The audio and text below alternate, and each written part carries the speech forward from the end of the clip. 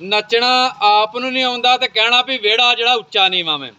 गल ओह बणी कोई बंदा ना खोते ते बह के जांदा सी पिया ते मूँह पिछां नूं कीता होवे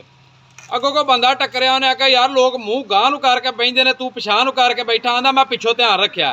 ते उन्हें आख्या गांह नूं किहने ध्यान रखिया आंदा गांह ते खोता वेंदा ते मैं पिछों वेहना वां साडी गौरमेंट नूं काम कोई करना आया नहीं ते चेता आ गया बसंत मनानी है मैं ना सियाणियां दे अद्धे खूह दे विच मोहरा नहीं पैंदा हुंदा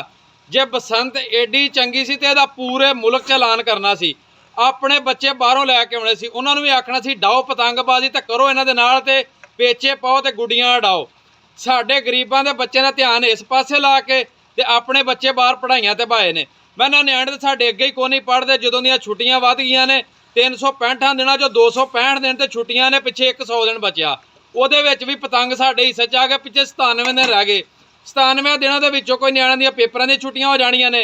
ते कोई पढ़ाउण दी मास्टर की छुट्टी हो गई कोई इस तरह कोई ना कोई मजबूरियां दी गल काहदी भी साडे गरीबां दे बच्चे पढ़न नहीं देने इस पासे ध्यान जाण नहीं देना कि इन्हां नूं शौर ना आ जाए पढ़ ना जाण ये साडे कोलों सवाल ना कर लैण पर बीबी जी वो वक्त नहीं रहा हुण जिहड़े गरीबां दे बच्चे भी तुहानूं पुछण दे गल्लां भी साडे पढ़ाई खराब करन दे पिछे हत्थ किहदा सी मैं दसना चाहना साडीआं सरकारां दा हत्थ सी इस तरह कोई पढ़ाई का दिन मुकर्रर करो हाँ जिहदे विच भी बच्चे पढ़न साडे निआणे छुट्टियां ना करन तुसीं सानूं पतंगां दे पिछे लाता 3 दिन जी मैट्रो ऑरेंज ते यांगो यूंगो हर शा फ्री कर दित्ती लाहौर दे विच मैं उन्हों अपनी जेब चों फ्री कीती जे